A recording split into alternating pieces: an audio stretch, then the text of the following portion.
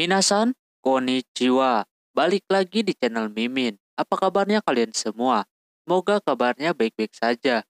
Di video kali ini Mimin bakalan nerusin alur cerita anime yang berjudul Zero no Tsukaima season keempatnya. Buat kalian yang belum nonton video sebelumnya, disarankan untuk menonton terlebih dahulu. Linknya ada di deskripsi video ini. Oke, tanpa berlama-lama lagi langsung saja ke video intinya. Audio Jungle. Film dilanjutkan. Di situ ada Kirs dan Monmon yang lainnya lagi lihat-lihat sekitar tempat tinggal Saito. Di situ bapak-bapak itu memberitahu kalau pemilik tanah itu udah meninggal. Karena gak ada penerusnya, jadinya dikasih ke Tuan Putri. Yang tersisa kini para orang tua aja. Tapi mereka sangat pekerja keras. Di situ Saito pengen menanyakan apakah si Tabata jadi menjadi ratu. Katanya masih belum ditentukan. Dia ada di situ karena mau sama Saito dan membuat telur, kata Ilkoko juga, atau hamil lah gitu. Lantas Saito yang dengar itu langsung alasan mau belajar pedang. Setelah itu Kirs dan Monmon melihat-lihat rumah si Saito. Di situ pun terlihat Tabata lagi ngelamun, masih bingung harus milih antara Saito atau jadi ratu. Di sisi lain Saito dan Louis lagi ngobrol nih, yang ujung-ujungnya pasti Kise dan Kise. Di situ Saito meminta Louis untuk mengucapkan yang Saito suruh. Pas dilakuin ada siesta yang membuat Louis menyiksanya. Ketika Louis dan Saito lagi makan, ada yang datang untuk menemui si Louis. Yang ternyata itu kakaknya si Louis yang memintanya buat pulang ke rumah karena Louis bolos mulu dan asik-asikan tinggal sama cowok kagak jelas. Belum menikah pula ya kan. Saito mencoba untuk tidak membawa si Louis. Dia janji bakalan jagain si Louis dan nanti bertemu dengan orang tua si Louis. Cuma itu kakaknya kagak sudi, suami Louis macam Saito. Alhasil si Louis berjanji bakalan menjadikan Saito seorang bangsawan yang baik dan benar. Akhirnya kakaknya pulang juga. Di situ Saito langsung diajari sama Louis. Sorenya Kirs sama Monmon mau pulang. Si Tabata mau mengantar mereka berdua. Sementara Saito yang lagi diajari kagak bisa-bisa. Akhirnya dia menyerah. Mau bagaimanapun dia bukan bangsawan. Dia kagak bisa dipaksa. Apalagi cuma buat nunjukin kepada kakaknya doang. Alhasil Saito tidur di tempat lain. Malamnya Louis merasa bersalah dengan omongan dia. Sementara Saito yang lagi tiduran, kursinya patah dong. Dan tidak sengaja dia menyentuh tembok yang membuka sebuah ruangan rahasia. Si Louis nyari si Saito yang kagak ada di mana-mana. Saito masuk ke situ dan ada sebuah kamar. Pas dia pegang cerminnya, terdapat Tuan Putri di situ. Ternyata terhubung sama cermin kamarnya Tuan Putri. Di situ Tuan Putri sangat terbuka dan juga dia bercerita kalau itu tempat tidur selir atau suami istri yang baru nikah. Tiba-tiba aja si Tuan Putri ngomong pernikahan yang mana dia kagak jadi-jadi. Dia udah kapok mau menikah sama orang yang dia cintai, tapi dia harus menikah demi negerinya. Saito menyuruhnya untuk tidak menikah kalau sang ratu kagak mencintainya. Lalu mereka mendekat dan kisean. Louis yang melihat itu sakit hati. Si Tuan Putri pun kembali lewat cermin itu. Dia kagak peduli Saito ada si Louis juga. Ini tentang perasaan bro. Setelah Saito keluar, pedangnya memberitahu kalau si Louis ke situ dan balik lagi udah nangis. Alhasil dia lari keluar. Louis udah siap mau pergi dari tempat itu saking kecewanya. Lalu dia pergi. Keesokan harinya, si Kirs dan Monmon yang baru sampai berterima kasih sama Tabata karena udah nganterin. Di situ pun ada Louis, dia ngomong kalau mereka udah putus. Setelah itu, ketika dia lagi temenung di kamar, datang si Tabata menanyakan apa yang Louis katakan tadi. Kalau benar, Tabata akan mengambil si Saito. Dia akan jadi Raja Galia, terus apapun dia bisa lakukan, termasuk menikahinya dan membahagiakannya. Pas di luar, Louis juga dikasih pencerahan lagi sama si Kirs yang membuat dia berubah pikiran dan pergi ke tempat Saito lagi. Di sisi lain, Saito yang lagi mikir-mikir pengen pulang karena mau ngapain lagi di dunia ini, datang si Louis. Dia memaafkan kelakuan si Saito, lalu pintu rahasia itu diblok sama si Louis.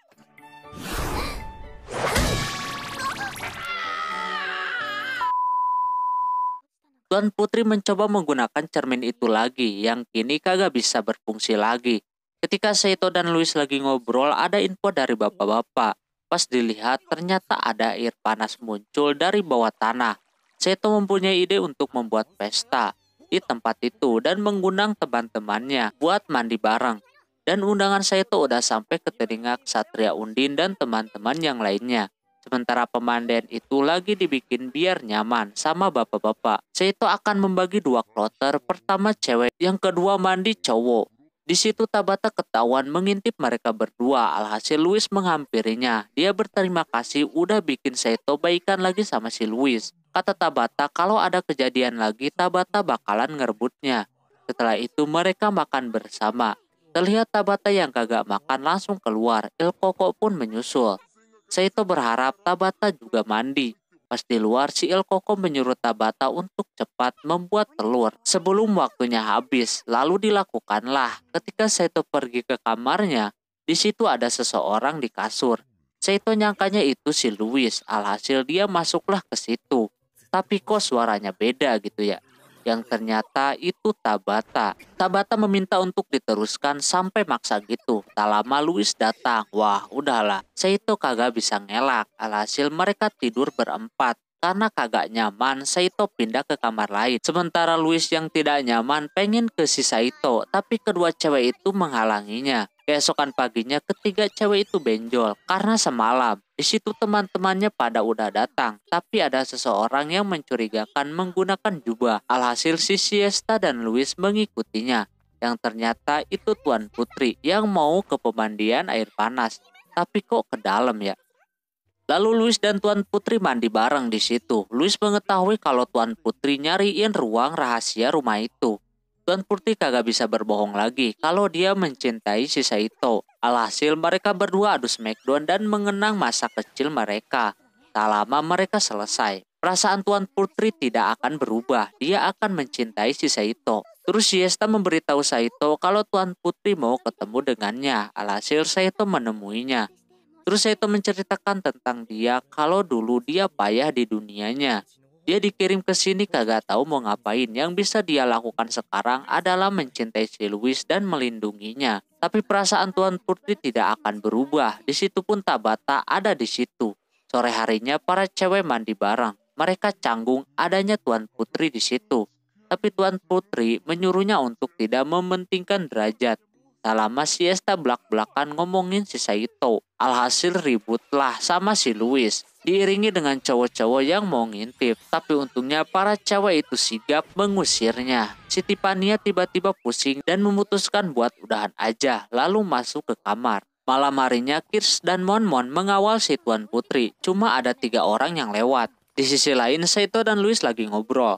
Louis mengajak si Saito mandi bareng. Pokoknya udahlah, kalau mandi bareng bagaimana? Lalu diteruskan ke kamarnya. Cuma di kamar itu Saito megang sesuatu yang ternyata itu si Tiffany. Alhasil Louis ngamuk.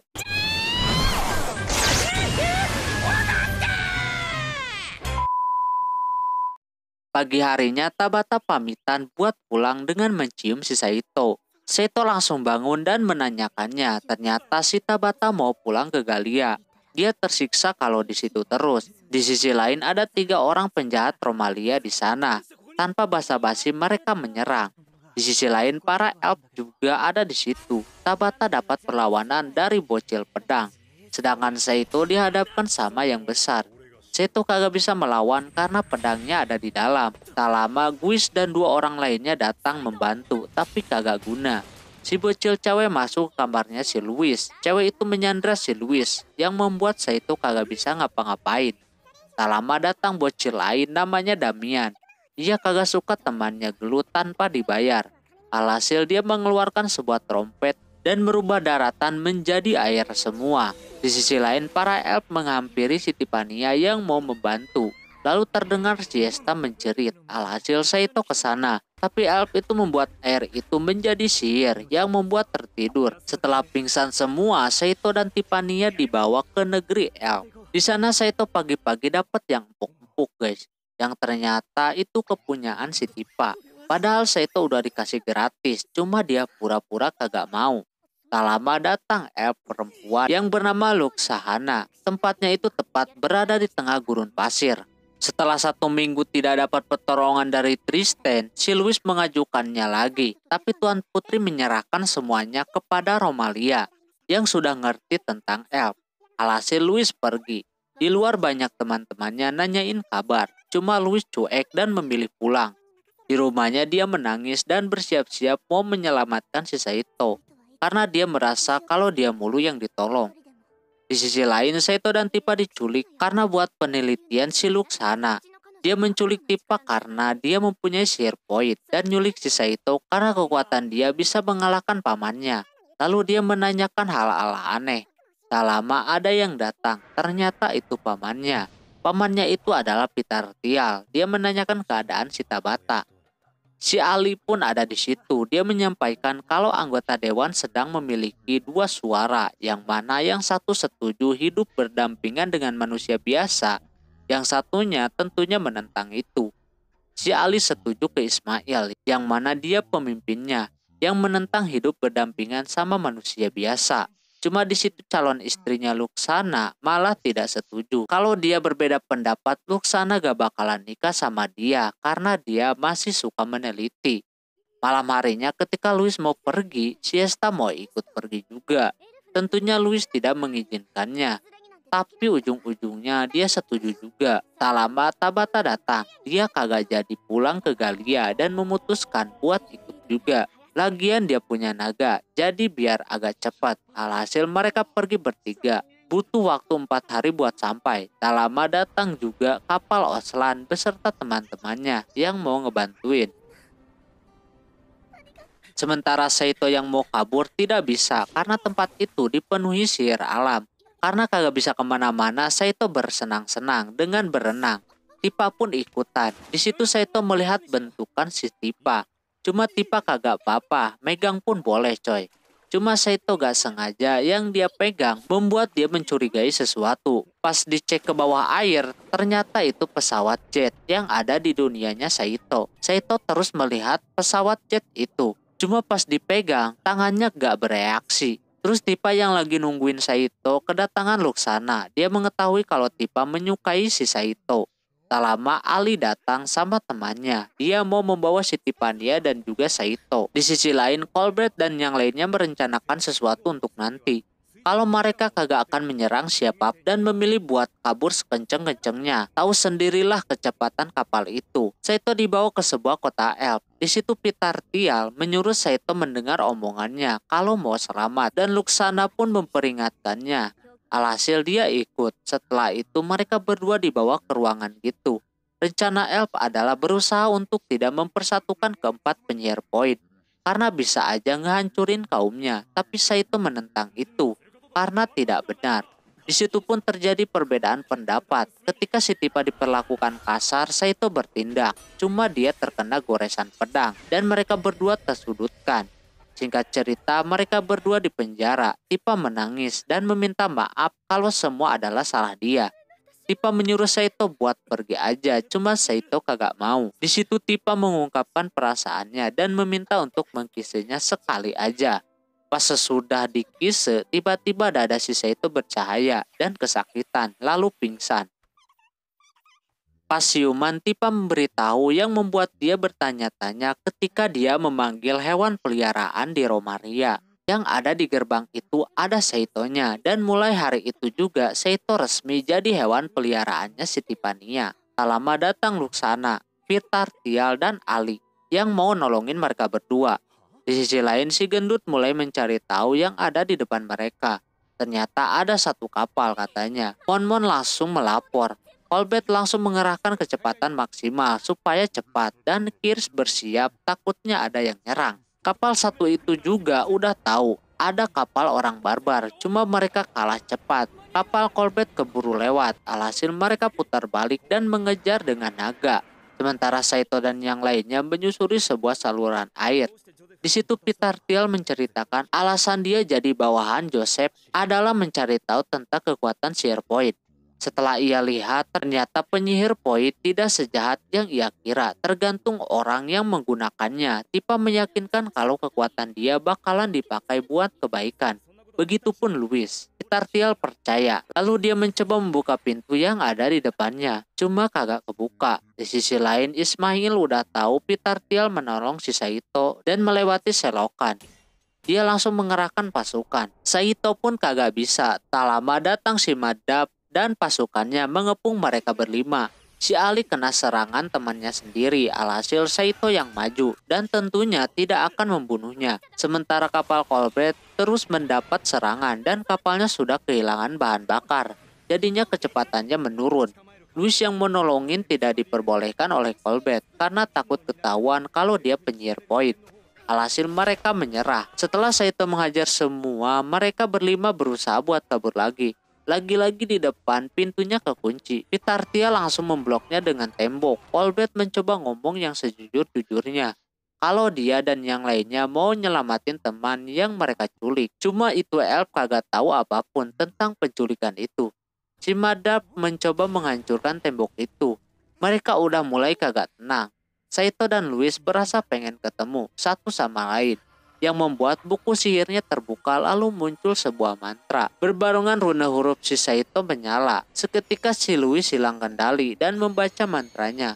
Lalu terbuka sebuah portal. Terus si Louis sempat sadar, tapi dia mau pingsan lagi. Dan portalnya mau ketutup juga. Untungnya rune di dadanya Saito menyala dan memberikan sebuah energi hingga portal itu kembali terbuka lebar. Lalu masuk semua. Madap merasa aneh, kagak ada orang di situ. Ketika Colbert dan yang lainnya mau ditangkap karena beritanya tidak diketahui, datang Pitartial membela si Colbert.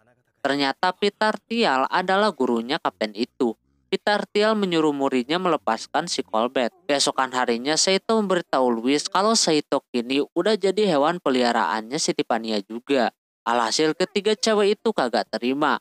Luxana dan Ali secara terpaksa harus ikut Saito karena dia bakalan jadi buronan si Ismail. Pitartial bakalan kembali, tapi sebelum itu dia bakalan sembunyi terlebih dahulu.